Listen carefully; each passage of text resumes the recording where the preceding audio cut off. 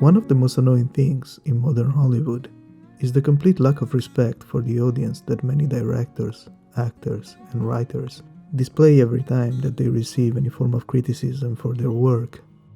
Supported by an army of corrupted journalists, always ready to build a convenient narrative in which unsatisfied customers are depicted as a bunch of hateful bigots.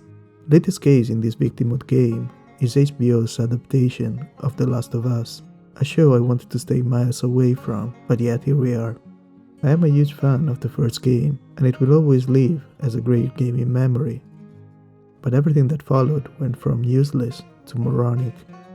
And I am pretty sure that by the end of this season, even more damages will be done. Episode 3 of the TV show made some significant changes to the story of Bill, a paranoid man that Joel and Ellie go see after leaving Boston to try and find a car to continue their journey. In the game, Bill has built all sorts of traps around his bunker in a small town to keep away the infected. He's a grumpy and bitter man obsessed with security and very reluctantly accepts to help Joel.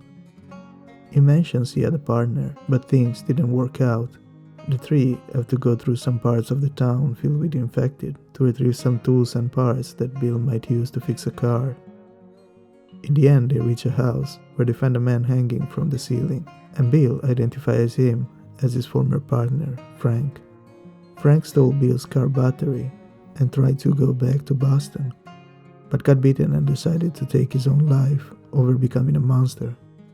With a battery, Bill manages to fix a car for Joel and Ellie, so the two can continue their journey while he returns to his usual life. In the show, Joel and Ellie arrive at Bill's place and he's already dead. We see his story through a flashback, how he was living alone, then met Frank by accident and the two found they had a connection and started a relationship. Spent years together living a reasonably normal life considering the situation, became Tess and Joel's friend. Then Frank got sick, and in the end the two decided to end their life together.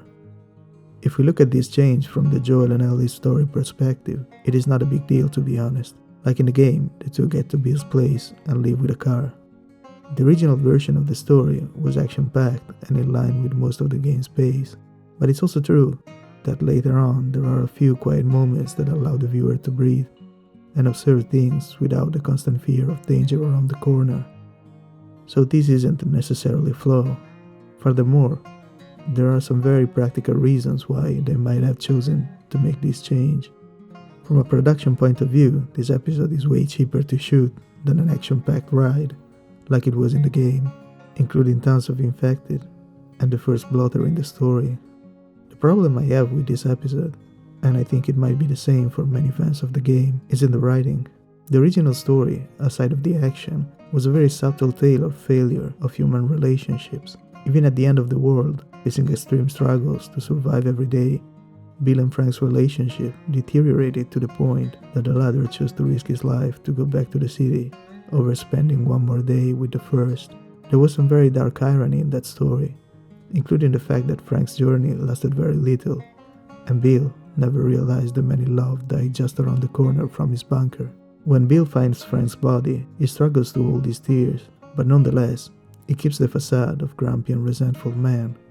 And Frank, on the other end, left a final letter full of resentment towards him. The tragedy has this undertone of dark comedy.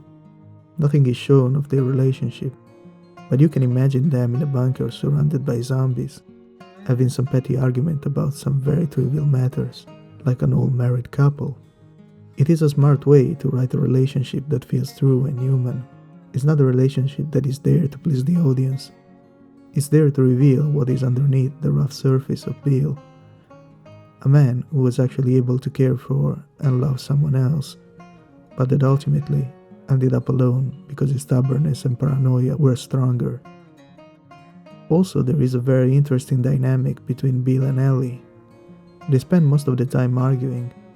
Ellie constantly tries to push his buttons, and Bill loses it, even though Ellie is just a 15-year-old girl. Aside of being a nice piece of comedy that takes away for a moment from the bleak atmosphere of the game, this dynamic is important to establish Bill's character even before we find out about Frank's story.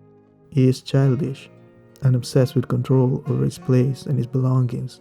He gets mad out of proportion for very small things, so it's not hard to understand why his partner left him. The original story of Bill is the tragedy of a man doomed to be alone, because unable to take even a single step in someone else's direction.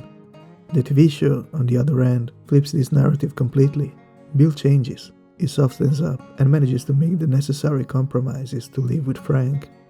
The two live this sort of fairy tale for many years, before illness interrupts them, which in itself is laughable considering they live isolated in a world full of zombies and criminals, where the average life expectancy is extremely low. In the game, you get the sense that even though Bill has fortified his shelter with all sorts of traps, he is living everything but a quiet life. Danger is still awaiting a few meters away, and he has to remain vigilant.